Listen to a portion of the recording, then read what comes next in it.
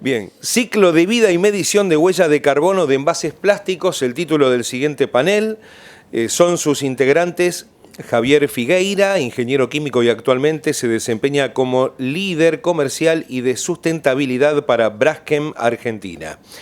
Inés Magnieres, ingeniera industrial y actualmente se desempeña como gerente comercial de Alpec Poliéster Argentina.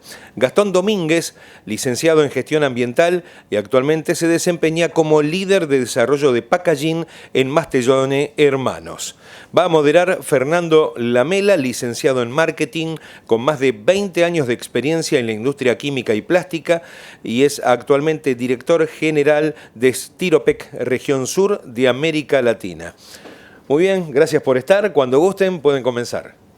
Bueno, gracias a todos y gracias a Lipo por la invitación. Realmente es un gran orgullo ser parte de las jornadas y ser parte de este panel, ¿verdad? Porque, a ver, qué lindo panel, el panel después del almuerzo. Obliga a un desafío enorme, pero bueno, con seguridad tenemos la confianza de que lo van a llevar adelante, con el auditorio despierto. No solo por profesionalismo, sino también por la temática, que creo que nos involucra a todos, básicamente los que estamos en la cadena de valor. Nuestro panel es ciclo de vida y mediciones de la huella de carbono en envases plásticos. A ver, ¿por qué hago este énfasis? Porque en realidad cuando uno mira el tema de las emisiones de la huella de carbono, siempre generalmente se refiere a las emisiones directas, ¿tá? A las que son generadas por la propia empresa que produce o que comercializa el producto. Pero existen otras, que son las emisiones indirectas, que son las emisiones de la cadena de valor, ¿tá? Y ahí es donde realmente esto hace sentido y hace sentido el trabajo conjunto. ¿Por qué? Porque en realidad cuando uno mira el ciclo de vida, y por eso el tema de ciclo de vida y huella de carbono, tiene que mirar las emisiones directas y las indirectas. Y de eso se trata el foco del panel. ¿Por qué? Porque no es por solo ponerlo sobre la mesa, sino que hoy están los planes de sustentabilidad de cada una de las empresas. Bueno, con esta introducción la idea es, arrancamos. La dinámica un poco, si les parece, es hacemos una pregunta general al equipo, donde cada uno puede exponer, y ahí vamos haciendo preguntas particulares, uno sobre la presentación y después volvemos de repente a preguntas generales. ¿Les parece? A ver, ¿cuál es la mirada de cada una de las empresas que representan en referencia a la sostenibilidad y huella de carbono de cara de la cadena de valor de los productos que comercializan? Si te parece, Javier, ¿arrancas tú? Espectacular. Qué bueno que me haces esa pregunta porque tengo una presentación justo del tema. Qué bueno. Y cada uno. Si no era una complicación y tenía que improvisar, pero me presento rápido. Yo soy Javier Figueira, soy ingeniero químico de LITVA. Hoy estoy desempeñándome con la parte comercial, sustentable y de relaciones institucionales. Y cuando el IPA me invitó a formar parte de este panel, me puse a reflexionar un poco de, bueno, ¿qué tan en cuenta tenemos en el día a día nuestras decisiones, cuando tomamos decisiones, la sustentabilidad? Entonces aprovecho y les hago una pregunta. ¿Cuántos asados comieron este fin de semana, por ejemplo? O esta última semana, mes, en el último año. Un montón. ¿Cuántas veces se subieron a avión? ¿Cuántas veces viajaron en avión en el último año? ¿Fueron a Europa, a Estados Unidos? Viajaron. Bueno, un asado para dos personas en promedio más o menos son 150 kilos de dióxido de carbono que se emite. Y un viaje de Buenos Aires a París. ¿Puede ser? Por favor. Gracias. Ya, ahora sí. Ahora sí, ahí está. Y un viaje de Buenos Aires a París son más o menos 3.000 kilos de dióxido de carbono. Entonces, si nosotros en el día a día por ahí no estamos tan familiarizados de cuál es nuestra huella de carbono y cuál es el impacto que tienen nuestras decisiones, en el ambiente profesional, ¿lo tenemos en cuenta? ¿Estamos pensando? Cuando vamos al supermercado y hay dos productos del mismo precio, misma calidad, ¿beneficiamos si elegimos el packaging que decimos este es más sustentable? Y sobre todo, ¿sabemos si es más sustentable? ¿Sabemos si emite menos carbono? ¿O nos dejamos por ahí influenciar por modas o por temas que vemos dando vueltas así en la sociedad? Entonces, lo que hice fue, les traigo 3 ejemplos de análisis de ciclo de vida. El análisis de ciclo de vida, como dijo Fernando muy bien, es un análisis que hacemos, nosotros lo implementamos en Braskem desde el 2005, y lo que estudiamos es, desde la extracción de la materia prima hasta la disposición final, cuánto dióxido de carbono o cuánto impacto medioambiental hay en cada una de las etapas de producción. Tomamos una serie de indicadores, cuánto agua se usa, cuánta energía, cuánto suelo, por ejemplo, y después sacamos un promedio ponderado de cuánto es el impacto real en todo el ciclo de vida del producto. Entonces, el primer ejemplo que le traigo es un envase de chocolatada, de chocolate en polvo. Y por ahí, antes de empezar, me gustaría hacer un comentario. Creo que todos sabemos de la importancia de los envases y creo que la discusión no es si envase sí o envase no. Todos sabemos que el envase, la propiedad fundamental que tiene que cumplir un envase para ser bueno es proteger el alimento. Y no hay nada peor para la sustentabilidad que el alimento en donde pusimos recursos, en donde hubo un montón de personas trabajando, se eche a perder o se pudra. Entonces, sabemos que envases tenemos que tener. Lo que tenemos que trabajar es para tener el más sustentable. Yendo a lo que es la leche chocolatada, tenemos dos opciones. O viene en un envase de hojalata o viene en un envase de polietileno de alta densidad. Si nosotros hacemos el análisis de ciclo de vida y vemos desde el principio hasta el fin, podemos ver que la etapa que más aporta que mayor impacto medioambiental tiene es la etapa de producción, ya sea para las láminas de la hojalata o para el polietileno en el caso de los potes. Y haciendo todo este promedio vemos que el más eficiente es el pote de polietileno. Tiene un impacto medioambiental 41% menor que el envase de hojalata, y eso que se recicla mucho menos, porque tenemos uno que se recicla el 70%, que es el de hojalata, y el polietileno el 30%. Pasando al segundo ejemplo, el de las bolsas promocionales, estoy seguro que ustedes, si van a un café, si piden comida, si piden un delivery, la comida o el producto les llega en una bolsa de papel. Pero, ¿por qué? ¿Porque es más sustentable o porque es una moda? Bueno, si nosotros en este caso también analizamos una bolsa de papel craft contra una de polietileno verde, lo que vamos a ver es que el polietileno verde tiene un desempeño global mejor, y si miramos algunos indicadores particulares, vamos a ver que sí, hay en algunas cosas que el papel es mejor. En lo que es el uso del suelo, por ejemplo, o en la disminución de la capa de ozono, el papel es mejor. Pero en lo que es cambio climático, el polietileno tiene un 132% menos de impacto medioambiental. Y en el global tiene un impacto medioambiental menor.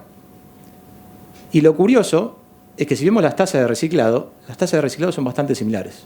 Entonces todos sabemos que el papel se puede reciclar, pero que sepamos que se puede reciclar no significa que se recicle. El último ejemplo que tengo para darles es el de envases de nugget de pollo, de patitas de pollo. Y acá también tenemos dos tipos de envase, uno de cartón rígido y uno de flexible. El envase de cartón rígido, el envase de cartón rígido tiene una peor performance que el envase de flexible, y lo que me parece muy interesante acá es que el envase de flexible es de una laminación de poliéster polietileno, que hoy la industria todavía no tiene una solución para ese tipo de reciclados. Sin embargo, sigue siendo más eficiente. ¿Y por qué? Bueno, hay un montón de factores. Hay algunos que a mí me parecen interesantes, que por ejemplo, el de poliéster, al ser flexible, puedo meter más adentro del freezer. Entonces, en la etapa de uso, tengo una eficiencia energética más grande. También es más liviano, ocupa menos espacio. Entonces, lo que vemos también es que por más de que no sea reciclable, tiene un impacto 37% menor que la caja de cartón. Entonces yo me pregunto, bueno, si nosotros que estamos acá, el Día de la Industria Petroquímica, vemos estos datos, decimos, bueno, claramente tenemos que ir a un futuro con más plástico. Necesitamos más plástico, es la alternativa más sustentable, y aunque no hay soluciones perfectas, porque en algunas categorías puede ser mejor y en otros peores, con los tres ejemplos que vimos acá, nos queda claro que el plástico es la solución más sustentable. Entonces, ¿por qué es que seguimos discutiendo tanto este tema? ¿Por qué seguimos con un montón de dudas respecto de la calidad y la eficiencia del plástico? Bueno, tengo la respuesta en la próxima diapositiva. Y son imágenes como estas. Yo puedo sentarme acá y darle miles de datos de por qué el plástico es mejor, de por qué es más sustentable, por qué es más eficiente, pero si seguimos teniendo el problema de disposición final que tenemos hoy, si seguimos teniendo plástico en el medio ambiente que no debería estar, vamos a seguir con este tipo de problemas. Creo que la idea, y es lo que venimos escuchando toda la mañana, es que el modelo lineal de consumo que tenemos hoy no sirve. No sirve para ninguno de los materiales, no es solo el plástico, no sirve para el metal, no sirve para el acero, no sirve para el cartón y el papel. Lo tenemos que cambiar y tenemos que revertir eso. Y creo que nosotros, como actores fundamentales de la industria plástica, como actores fundamentales de la industria petroquímica, tenemos que ser los primeros en ver estas imágenes y tener un llamado a la acción, decir, bueno, esto lo tenemos que cambiar. Entonces, ¿qué estamos haciendo? Bueno, en Braskem nos centramos en 3 pilares cuando hablamos de sustentabilidad. La primera es la responsabilidad social y derechos humanos, eliminar el residuo plástico y la lucha contra la crisis climática. Por un tema de agenda, me voy a centrar en los primeros 2, pero creo que es muy importante resaltar que Braskem cree que el futuro es con inclusión, es con igualdad de derechos, es con expansión de derechos, y en todas las comunidades en donde nosotros estemos, la comunidad tiene que crecer, tiene que estar mejor. Entonces, para nosotros es uno de los pilares fundamentales que tenemos como empresa y en los que queremos ser líderes en inclusión y en desarrollo de derechos. Pasando al segundo pilar, que es el de eliminar el residuo plástico, nos pusimos metas súper ambiciosas en línea con la Agenda del 2030 y con el Acuerdo de París. Lo que queremos es, para el 2025, vender 300.000 toneladas de productos con contenido reciclado. Para el 2030, vender 1 millón de toneladas y recuperar 1,5 millones de toneladas del medio ambiente. ¿Cómo vamos a hacer esto? Bueno, tenemos por lo menos varias iniciativas. Una es, compramos la empresa Wise. La empresa Wise es una recicladora que está en Brasil y empezamos ya a ganar tecnología. Lo otro que hicimos, una parcería con Valoren, que es un gestor de residuos urbanos de Brasil, y ya tenemos nuestra primera planta que produce material reciclado. Y lo tercero es que firmamos un joint venture con Terra Circular como para seguir aprendiendo y seguir conociendo sobre temas de reciclado. Nosotros de Braskem estamos invirtiendo muy fuerte y creemos que el futuro viene con productos reciclados. Respecto a la parte de la lucha climática, ¿qué estamos haciendo? Bueno, primero nuestros objetivos es para el 2030 queremos reducir los gases de efecto invernadero en un 15% y para el 2050 llegar a la neutralidad de carbono. ¿Cómo vamos a hacer eso? También con 3 pilares. El primero es el de remoción de carbono. Entonces estamos expandiendo nuestras plantas de polietileno verde, estamos expandiendo nuestras plantas de fabricación de materias primas biobasadas. Eso tiene 2 ventajas. Uno, conseguimos productos con las mismas propiedades químicas y mecánicas finales, y 2, tenemos una remoción de carbono. Lo segundo que estamos haciendo es, estamos migrando a una matriz energética en nuestras plantas que sea más eficiente, que tenga más contenido renovable, que esté más electrificada. Y lo tercero, estamos explorando nuevas tecnologías, como tecnología de secuestro de carbono, que nos permite usar el dióxido de carbono que hay en el medio ambiente como materias primas para nuestros productos. Como les decía, y como hablamos todo el día, creo que el futuro ya lo sabemos que es circular. Pero esto no va a pasar si nosotros, los actores principales de la cadena plástica, no nos involucramos. Si el día de mañana vamos a la playa y hay una botella, hay una bolsa, los primeros responsables en levantarla somos nosotros. Nosotros tenemos que predicar con el ejemplo. Tenemos que ser los que hablan de reducir, de reutilizar, de reciclar. Tenemos que ser los primeros que, cuando dicen no, porque el plástico contamina, el plástico hace mal, bueno, hablemoslo, hablemos de los datos que tenemos, hablemos de cómo podemos hacer para que eso mejore. Nosotros somos el cambio y nosotros tenemos que empezar a movernos y a trabajar en ese sentido. Me gustaría hacerte una pregunta, digo, espectacular. Ya que estás con el panel. No, en realidad digo, y tiene mucho que ver con esto, pero es, al plástico se lo ataca mucho, y en realidad digo, todos lo sabemos, pero también hay que saber dirimir esto, ¿no? Digo, se lo ataca, pero se lo ataca no en general, se lo ataca solo en el plástico de un solo uso, básicamente, que es donde tenemos básicamente mucho trabajo para hacer. ¿Cuál es la posición de Braskem respecto al plástico de un solo uso?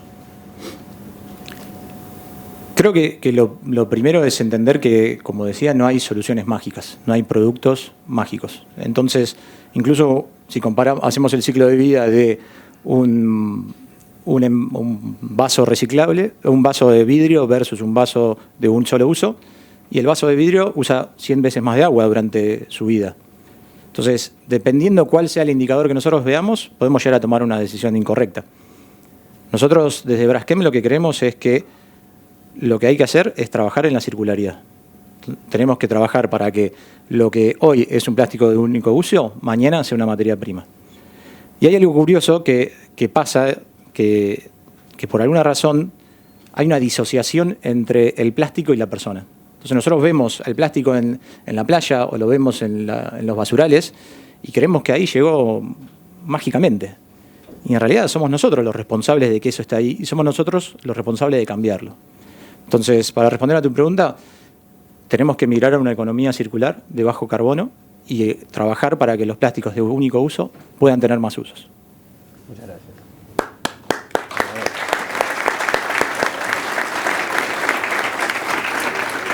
Bueno, ahora vamos con Inés. Inés, la misma pregunta, sí, que justo coincide también con tu presentación, me imagino.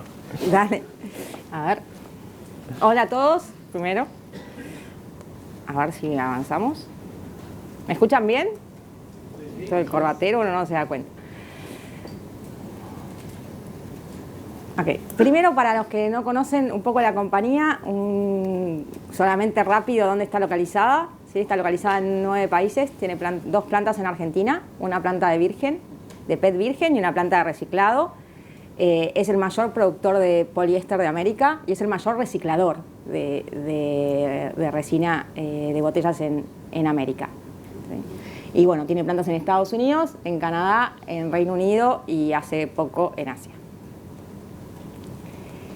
Uy, esto quedó así, vamos a pasarlo rápido. Primero quería contarles un poco las ventajas que tiene el PET para lo que vamos a ver después como una nueva cadena de valor del poliéster. El PET es altamente reciclable, hace muchos años que se separa. Una de las ventajas que tiene es que es fácil de separar, ¿sí? Dentro de lo que es la basura, no tiene muchos aditivos, muchas barreras, multicapas, ¿sí? Genéricamente, el PET en su mayor uso es para botellas de bebida, ¿sí? Y esas botellas de bebida son en su mayoría cristal, es decir, que ni siquiera tienen color. Eso le da una ventaja en el reciclado, ¿sí? Y en la separación. Y otra cosa es que se puede, no se degrada al reciclarse, ¿no? El material se corta, se separa, se corta, se lava, se funde y se vuelve a hacer un PET que vuelve a tener las mismas características que tuvo ese PET virgen. ¿Sí? Y no hay límite, por lo menos ninguno que se sepa. Eso hace de que las botellas puedan tener un contenido de reciclado, ¿sí? Esta botella en particular, no sé si algunos se fijaron, las botellas tienen un sello acá arriba, antes del cuello, que dicen PCR, eso significa postconsumo reciclado, ¿sí? Y significa que esta botella tiene, en particular, tiene un porcentaje de contenido de reciclado en esa botella, que es un reciclado de alta tecnología que permite estar en contacto con alimentos y que permite usarse en el mismo uso o en cualquier uso que nosotros querramos tener. No tiene límite de uso en el reciclado. Después lo vamos a ver, que tiene menor huella de carbono que otros envases. Como contaba Javier, vamos a hacer una comparativa del PET. Y principalmente para los embotelladores es liviano, fuerte, económico y está disponible. ¿Sí? Que no es el caso de todos los materiales. ¿Por qué quería contarles esto? Porque quería mostrar cómo, con esa facilidad de reciclado que tiene el PET, cambia la cadena de valor del poliéster. Yo me voy a parar porque si no... Esta cadena de valor es la cadena original, ¿no? La cadena petroquímica, donde nosotros partimos del crudo, la refinería, nafta, vamos a los aromáticos, sacamos el paracileno y hacemos PTA, ¿sí? Que es una de las materias primas para hacer PET virgen. Lo mismo partimos del gas, hacemos glicol, ¿sí? Que es la otra materia prima para hacer virgen. Y de acá hacemos PET virgen, podemos hacer fibra, filamentos, otro uso muy extendido del PET. Y nosotros ahora en la planta nueva que se ha quedado en Asia hacemos láminas también de PET. ¿Sí? Así que esto sería la cadena normal que tenemos de PET. Ahora, desde que comenzamos con el reciclado, hemos cambiado la cadena de valor. Y lo manejamos de dos maneras. ¿Sí? Nosotros vos tenés un PET virgen, donde van las botellas, como cualquier economía circular, eso se separa, se recolecta y terminan los fardos. De ahí hacemos las escamas o flake, que les decía es la botella lavada y cortada.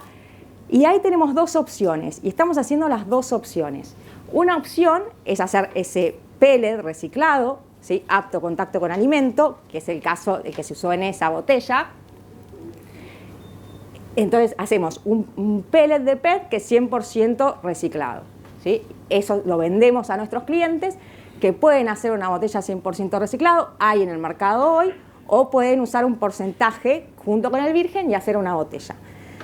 La otra opción, que nosotros hicimos pruebas en Argentina, está aprobado, pero no hay suficiente materia prima para hacerlo, es usar este reciclado como materia prima para producir virgen, ¿sí? Y esto se adiciona a las plantas de virgen. Hoy nosotros hacemos este producto, que lo llamamos SPT, Single Pellet Technology, lo hacemos en plantas de Estados Unidos y México. ¿Sí? Ya les digo, en Argentina se hicieron las pruebas, no hubo inconveniente, pero tenemos la planta de reciclado donde hacemos el PET 100% y hoy no tenemos suficiente recolección, suficiente materia prima para usarlo de materia prima en el virgen, ¿sí? En este caso, cuando nosotros hacemos un reciclado de PET con un pellet 100% reciclado en la planta, este es un reciclado exclusivamente mecánico. Cuando hablamos de alimentar reciclado como materia prima a la planta de virgen, reemplazando PTA y glicol, en ese caso arrancás con un reciclado mecánico y en la planta de virgen se hace un reciclado químico. ¿Sí? Ya digo, hoy eso se hace en México y Estados Unidos, son las dos opciones que nosotros le damos a nuestros clientes. Me dejé el cosito. Gracias. Así que lo que le quería mostrar es cómo, logrando un reciclado de un producto, ¿sí? Podemos cambiar directamente la cadena de valor de ese petroquímico.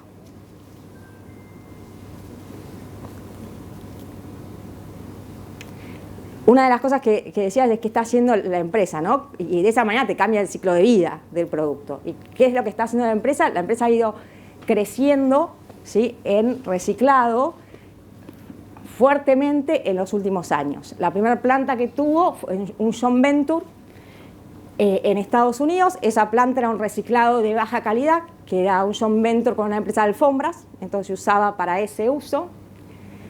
En 2014 compran la planta de Pacheco. Yo estuve a cargo de negocio de reciclado varios años, así que es mi orgullo esa planta. ¿Sí? Y fue la primera planta del grupo en hacer pellet apto a contacto con alimentos.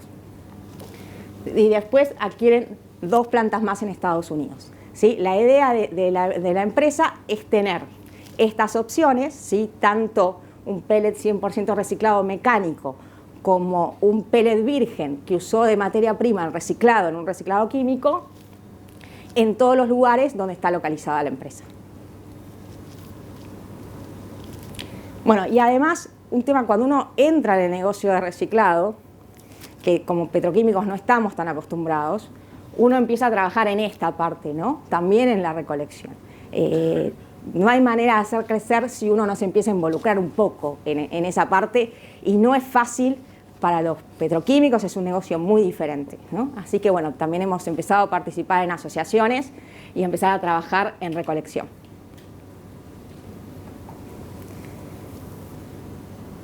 Bueno, y después voy a asociar cómo sumamos el reciclado a la huella de carbono. Como mostraba Javier, ¿no? Cuando vos comparás la botella de plástico con... La verdad que tengo una sola comparación, Javier tiene más, nosotros la verdad que nuestro uso más fuerte es el de bebidas. Vos tenés la botella de plástico, la lata de aluminio y la botella de vidrio, ¿sí? Esos son los sustitutos, digamos, los que se podrían cambiar. Este análisis está hecho por Franklin Associated, es una empresa dedicada a esto en Estados Unidos, ¿sí? Y podés ver que en los diferentes puntos si tenés menos residuo. Pensá que la botella ya de por sí es mucho más liviana y usás mucho menos material, ¿sí?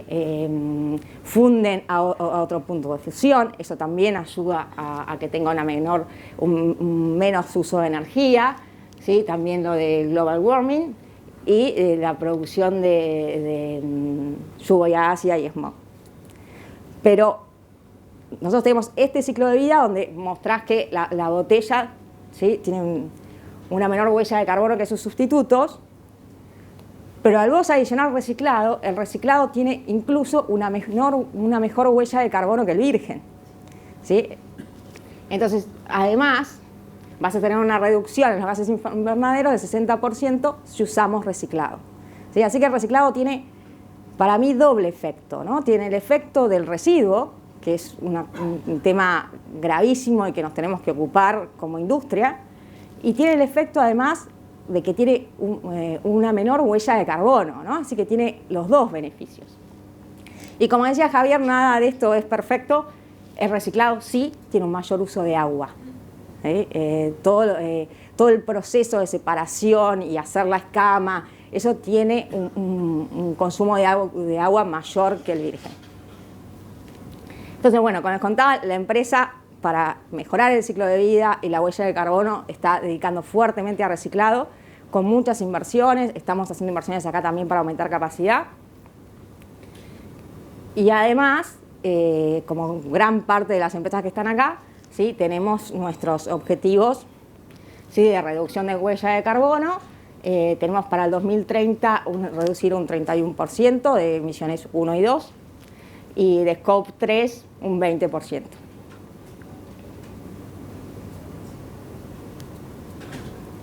Así que está. Fernando, ¿tenés alguna consulta? Sí, te voy a hacer una pregunta también. Inés, a ver, en realidad el modelo que tiene el PET, y bueno, en especial lo ha desarrollado Alpek a nivel global, ¿ves que es replicable en otros plásticos? Porque me parece que otros plásticos están muy atrás de esto, y en realidad digo, ¿cómo lo ves eso? ¿Es posible o no? Yo creo que sí. El PET ha tenido la ventaja de una demanda muy fuerte de los clientes. También por esto, los clientes han estado muy involucrados en que se reciclara, aumentar el reciclaje. Yo creo que tecnológicamente se puede llegar, ¿no? Sé que se está haciendo y se puede hacer, así que creo que sí, ¿no? Hay que entrar en un mundo diferente. Como petroquímicas es entrar en un mundo diferente, ¿no? El mismo, tanto si entras a la recolección o no, los proveedores son totalmente diferentes a lo que uno está acostumbrado, pero yo creo que es totalmente posible. Por lo que entiendo, el tema de push and pull, el tema con el dueño de marca es súper importante esto, ¿no? Digo, en el caso, alguna de las marcas directamente que les pidan a ustedes y ustedes ofrecerles ese doble camino es importante, seguro entiendo, ¿no? Sí, las marcas han estado muy involucradas, incluso desde las tecnologías, ¿no? Las marcas han trabajado mucho en el tema y tienen objetivos muy fuertes en uso de reciclado, además. Bueno, muchas gracias. Un aplauso.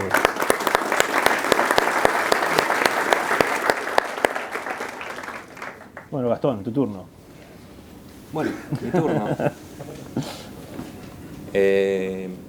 Bueno, comenzamos justo, Inés me daba el pie para comenzar un poco a hablar de nuestras metas y de nuestro plan de packaging sustentable. Lo mencionaba que las marcas están muy activas y van asumiendo distintos compromisos. Así que vamos a aprovechar el espacio de hoy para contarles de qué trata el plan de packaging sustentable de Mastelone. Bueno, un breve esquema de cómo va a ser la presentación y cómo fue el trabajo de nuestro plan. Pasamos por una etapa de diagnóstico, el cual nos permitió identificar los 4 o 5 pilares principales de nuestro plan. Pero para llevar a cabo el plan necesitamos también una herramienta que fue la guía de ecodiseño, que lo vamos a compartir brevemente.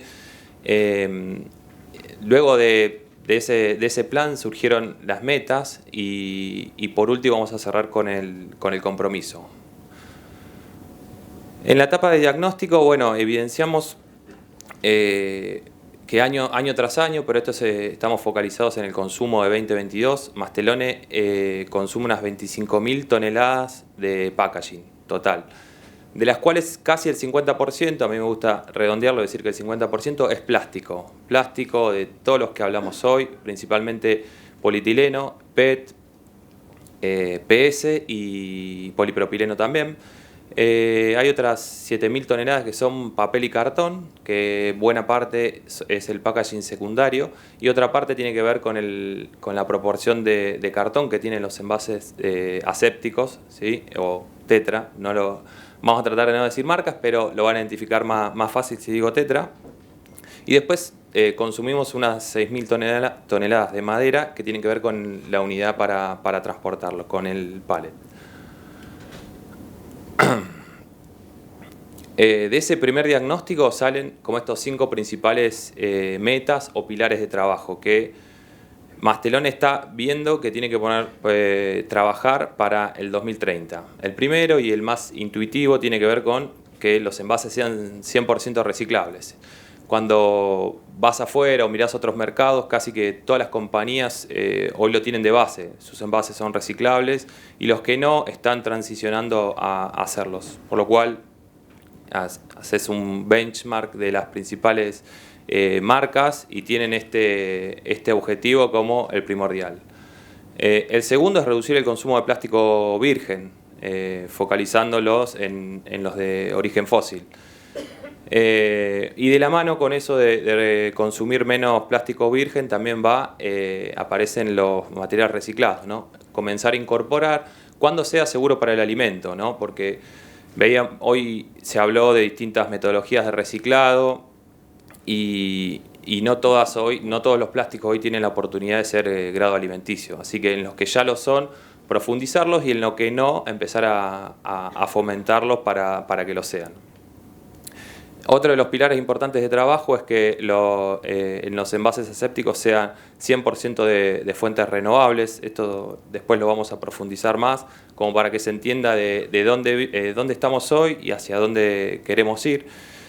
Y el quinto pilar tiene que ver con el papel y cartón y la cartulina, que sean 100% de fuentes sustentables. Ahí tenemos un mix entre cartón y papel virgen y reciclado, que es uno de los materiales también más reciclados, pero bueno, es importante mantener un mix y después lo vamos a explicar bien por qué. Como les mencionaba anteriormente, tuvimos que desarrollar una herramienta que nos asegure de que en cada lanzamiento que hace Mastelone, que hace la Serenísima, el aspecto medioambiental esté asegurado, que se haya visto, que se haya comparado con el mercado o con alguna referencia interna. Para eso desarrollamos una guía de ecodiseño que tiene un alcance limitado. Es una guía interna, pero la verdad que ya estamos pensando en explotarla, que sea un documento también auditable para la compañía. Hay varias de nuestra planta que están siendo auditadas para implementar ISO 14000, por lo cual es un documento interesante y que seguramente hoy estemos viendo solamente la punta y después siga creciendo mucho más. No mucho más que decir de la guía de ecodiseño, sino que creo que nos va a dar muchas más satisfacciones hacia futuro y nos va a dar consistencia en nuestro trabajo, y lo que estamos haciendo hoy mañana va a ser o igual o mejor de lo que estamos desarrollando, sobre todo. Tiene distintos pasos la guía, hay muchas áreas involucradas: abastecimiento, ingeniería, el área industrial también, control de calidad. La idea fue de hacer esta guía es darle un enfoque bien holístico e interdisciplinario, como para que no quede ninguna arista sin evaluar, ¿no? Después la guía lo que te ayuda es justamente un paso a paso para que vas recopilando información y calculando, y el resultado final de la guía tiene que ver con la realización de un ecoinforme, algo muy parecido a lo que comentaba anteriormente Javier, en donde te permite comparar o con un producto de referencia del mercado o con un producto interno que ya esté lanzado también. Bueno, lo que vas a lanzar está en estos aspectos un poco mejor, en estos aspectos un poco peor, y obviamente uno de esos indicadores claves es la huella de carbono. Volvemos un poco al tema del consumo plástico y a las 25.000 toneladas que les mencionaba anteriormente. De esas 25.000 toneladas, el 96,6% es potencialmente reciclable.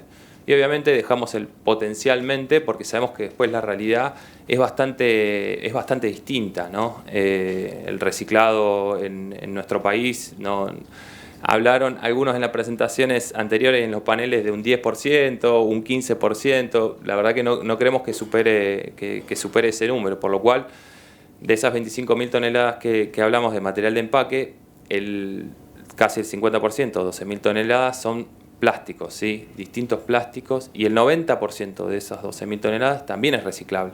Pero si nos quedamos ahí, bueno, tan mal no estamos. Sin embargo, ese porcentaje que nos queda porque sean reciclables es como nuestro objetivo de base, ¿sí? Es lo que vamos a buscar, a que el 2030 sea el 100%. Y quedan obviamente los grupos un poco más complejos, envases de alta barrera, coextrusiones especiales y mezcla de distintos plásticos que no se consideran reciclables en el mercado argentino. Después, en la etapa de reducción, nos marcamos una meta de un 30% de reducción de plástico virgen. Un 30% lo vamos a hacer con dos estrategias, digamos. Uno es de reducción, que es un 6% más o menos de reducción propiamente. Esto que pesa hoy 30 gramos, que pese 29 o 28, o disminuir espesores, o acortando o achicando envases, en los que lo permite hacerlo, obviamente. Y otra parte que va a venir con sustitución de materia prima virgen, justamente, incorporando material reciclado en la botella, que recién Inés comentaba que es el principal mercado para el PET, en film stretch o en termocontraíbles, o incluso en bandejas que usamos para transportar nuestros envases primarios, como los sachets o los potes que vienen en bandejas plásticas. Seguramente lo vieron en algún mercado, después se termina usando para un montón de cosas. Esos son los que tenemos mapeados como de más fácil ejecución, ¿no? Bueno, repetir un poco lo que decíamos recién: utilizaremos materiales reciclados cuando sean seguros para el alimento contenido, y un plan de cómo venimos en 2021, qué es lo que vamos a estar haciendo en 2023 y cómo nos vemos en el 2030, ¿sí? Repetir los mismos 3 ejemplos que mencionaba recién. Fuentes renovables en envases asépticos. Hoy los envases asépticos de cartón tienen un 73% de materiales de fuentes renovables, de recursos renovables, que tienen que ver justamente con lo celulósico, con el cartón. Después tiene una capa de polietileno, o varias capas de polietileno, y una capa de aluminio. Bueno, en la capa justamente de polietileno es la que estamos trabajando, y pasamos de tener un 73% de fuentes renovables a un 88% con un BioP en este 23, en una presentación muy particular que ahora lo vamos a presentar. ¿Y cuál es nuestra visión para el 2030? Es que el 100% de ese envase sea de fuentes renovables, ¿sí? Sea o con bioplásticos, y que continúe con la parte de cartón, que también es de cartón certificado. Bueno, mencionábamos el cartón recién, justamente.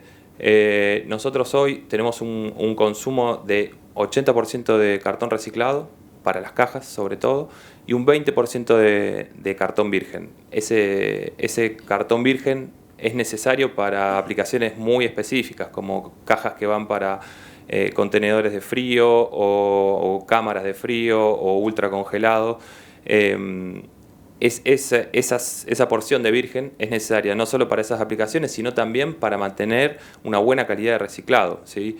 No hay buena calidad de reciclado sin esa cuota de virgen. Entonces creemos que ese es un buen mix a mantener también en el 2030, pero en lo que sí vamos a continuar trabajando es que ese 20% que sea virgen venga de fuentes o de bosques protegidos o gestionados responsablemente, ¿no?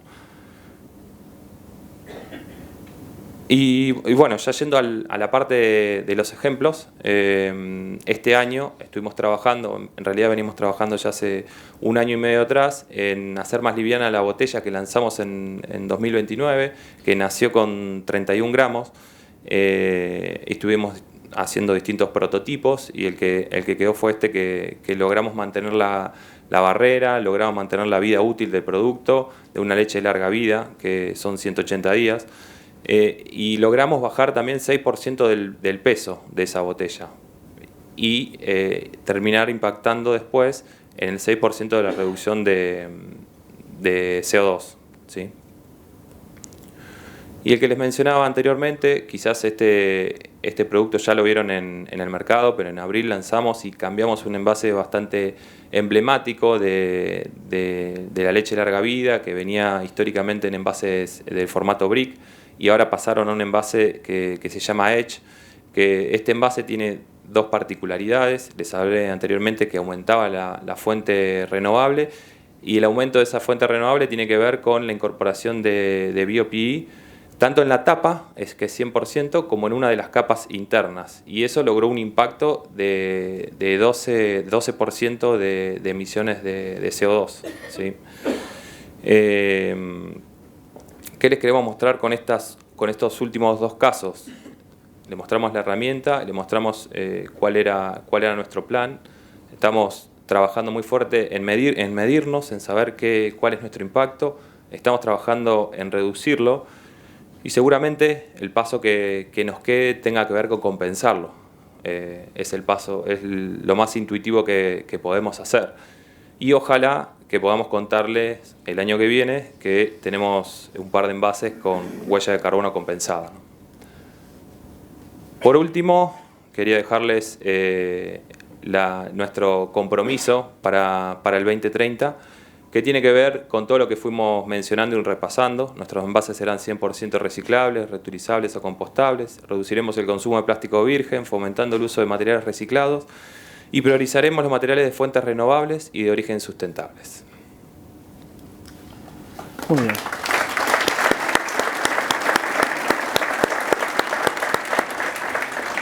Yo tengo una pregunta para Gastón también. ¿No podía escapar? No podés escapar. Se adelantó el aplauso nomás. No, pero a ver, me parece súper interesante lo que planteas tú, porque es desde otro punto de vista, ¿verdad? Llamamos vista del punto, no punto de vista, porque en realidad vos estás al final de la cadena. Sos de la cadena, pero estás al final. Sos casi el cliente de todos nosotros. Entonces, sí me parece importante, tu opinión de en qué tenemos que mejorar la industria petroquímica para tener la opción de jugar con ustedes y con empresas como ustedes, básicamente, y alinear los objetivos. Porque ustedes tienen muy claro hacia dónde van. Y creo que nosotros también. El tema es el cómo vamos. ¿Qué te parece cuáles son los desafíos de la industria química para eso? Bueno, creo que lo fuimos recorriendo en toda la jornada, por eso celebro la invitación. Le agradezco a Gabriel nuevamente poder estar acá. La verdad que los desafíos son los que fuimos hablando, pero como una cadena de valor realmente integrada. Que ustedes nos escuchen, que el principio de la cadena se una con el final, creo que sería como el principal objetivo de esta jornada y del acercamiento de las marcas, si se quiere, a la industria que lo genera. Pero bueno, también es cierto, y Javier lo mencionaba antes, por qué el consumidor o el público se aleja del plástico o del envase final. Porque bueno, la responsabilidad, y en eso hay que estar también muy atento, la responsabilidad entendida a nivel global, es del dueño de marca. Y el dueño de marca se va a dar vuelta y le va a decir, es compartida. Entonces creo que principalmente eso, que estemos acá, hoy no estoy solo, vine con nuestro equipo de desarrollo también, es acercarnos, es empezar a trabajar, es hacer un proyecto chico, no tratar de ser tan ambiciosos, después no poder llevarlo a cabo, pero en toda la jornada creo que fui escuchando proyectos de menor o mayor envergadura. Creo que hay que darlos a conocer, creo que no están llegando al público, al consumidor, y creo que la marca, hoy le tocó a Mastelone, a La Serenísima, pero mañana puede ser otra. La marca tiene un potencial de llegarle al consumidor, digamos, es especialista en hacer eso.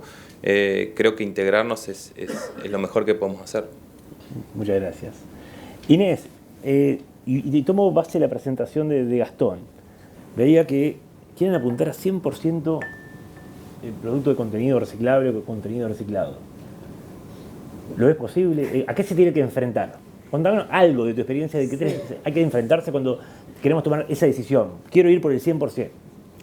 Sí, hoy cuando hablaban de los porcentajes, que yo entiendo que hablaron más adelante, nosotros hablamos de PET de 20, difícil, ¿no? Llegar al 100 con eso. La verdad que tenemos que trabajar juntos, ¿no? Y no solo las marcas y la industria, sino toda la cadena, ¿no? Acá no, como si querés reciclar una botella, necesitas que el consumidor primero la separe donde tiene que hacer, necesitas que la gestión de residuos la busque separada y no la mezcle con la basura, necesitas el que después la separa y la enfarda. Así que la verdad que tenemos que ponernos de acuerdo todos los actores, que es una de las cosas más difíciles, ¿no? Ponernos de acuerdo todos. Ahora una pregunta para Javier. En realidad, y una charla anterior salió justamente de la feria acá, me comentabas, no de la feria acá, era la feria de Interpack. Que en realidad había una demonización del plástico. Y en realidad como que empezaba a surgir una migración hacia el papel u otros sustitutos. Pero, a ver, yo de la presentación que arrancó contigo, Javier, lo que vi es que tenemos mejor huella de carbono, que se puede reciclar, que en su producción tiene cantidad de atributos. Pero, sin embargo, lo que sucede es otra cosa. La percepción es que de repente es menos sustentable. Entonces te quería preguntar un poquito a ti, a ver, ¿qué te parece cómo tenemos que trabajar en este sentido? Porque realmente algo sin duda estamos haciendo mal en la cadena, porque en realidad somos mejores, pero no nos ponen en la final, quedamos en el banco. Entonces creo que, no sé, ¿cómo lo ves vos esto? A ver, creo que podemos buscar de justificativos históricos como que los plásticos son materiales relativamente nuevos, entonces cuando primero se diseñaron para reemplazar acero, cerámicos y demás, los primeros diseños no fueron buenos, y de ahí le quedó el mote que si es plástico es de mala calidad, o podemos tomar una problemática mucho más actual y decir, bueno, lo que la gente o lo que en general el público no está de acuerdo es con el plástico de un solo uso o con la disposición final que vemos de los plásticos. A mí me pasa siempre, yo soy profesor de materiales poliméricos en el ITBA, el primer día de clase siempre pregunto, ¿qué opinión tienen ustedes de los plásticos? Y ahí en general las respuestas son muy diversas. Para el final del cuatrimestre, si no dicen que es bueno, desaprueban, ¿no? Claro, pero eventualmente después de un cuatrimestre de cursada, llegamos a que sí, son los materiales más eficientes, son los materiales más livianos, son los mejores, pero que hasta que no cerremos el ciclo, hasta que no tengamos una disposición final adecuada, hasta que sigamos viendo contaminación en los mares, en las playas, en los ríos, en el medio ambiente, y no podamos asociar que ese plástico está ahí porque nosotros lo pusimos, vamos a seguir teniendo que nosotros, los actores de la cadena plástica, los actores de la industria petroquímica, hablar, contarles los beneficios, ser los primeros en promover la circularidad, ser los primeros en contarles que una botella de PET es mejor que una botella de vidrio, que si encima la reutilizamos es mucho mejor, si la reciclamos es mucho mejor, y parte de nosotros cambiar esa imagen. Creo que es momento que todos nos demos cuenta que tenemos que ser los impulsores del cambio y tiene que salir de la gente que está en esta habitación.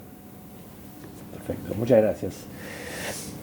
Y me gustaría hacer una última pregunta, de repente sí general, y básicamente tiene que ver con un tema que creo que viene, pero en realidad no es tan lineal con lo que estábamos hablando, y es, ¿cómo ustedes ven que repercute o cómo podría llegar a adaptarse una ley de envase como que, por ejemplo, la que se estuvo viendo el año pasado, con respecto a estas iniciativas y este proyecto que se tiene cada una de las empresas, básicamente con la cadena de valor? ¿Ven que acopla, que es positivo, es negativo? ¿Cómo lo están viendo? No sé si Gastón, si quieres comentar. Sí, bueno, nosotros participamos activamente de distintos foros, no sé, como el de Copal, por ejemplo, en la cual vamos monitoreando el avance de distintos proyectos de leyes y como saben los que están en la industria, ha habido en los últimos 20 años una infinidad de proyectos en los cuales también para generar este plan nos inspiramos, digamos, en eso y sobre todo en las leyes que tienen más antigüedad, como la europea. También sabemos que en Estados Unidos, que no creíamos que se iba a dar tan rápido, hay muchísimos proyectos de ley ya en el Congreso también.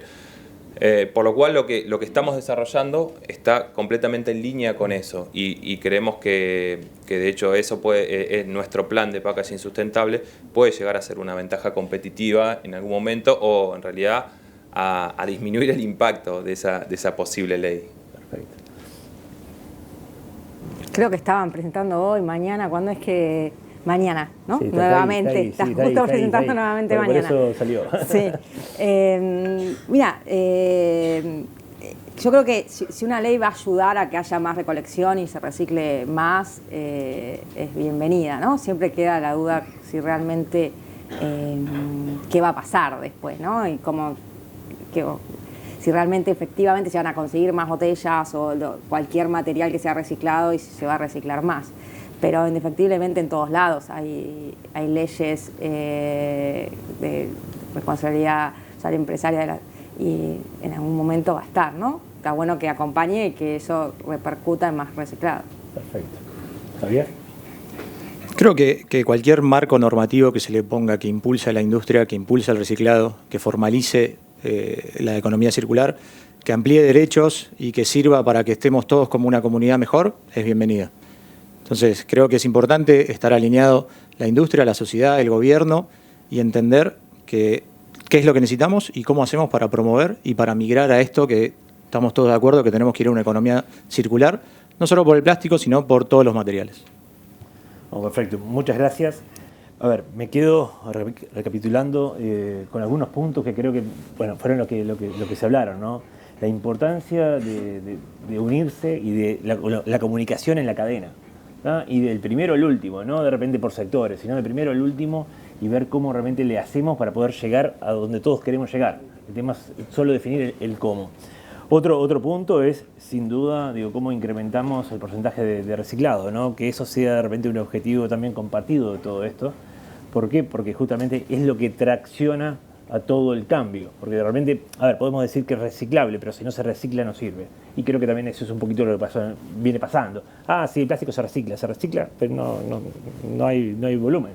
Entonces yo creo que ese es uno de los grandes desafíos.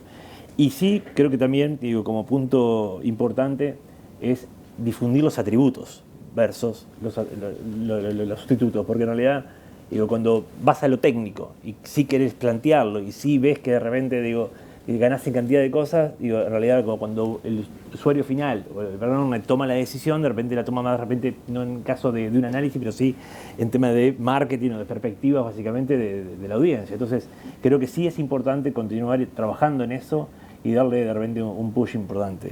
La verdad, muchas gracias. Creo que un fuerte aplauso a todos.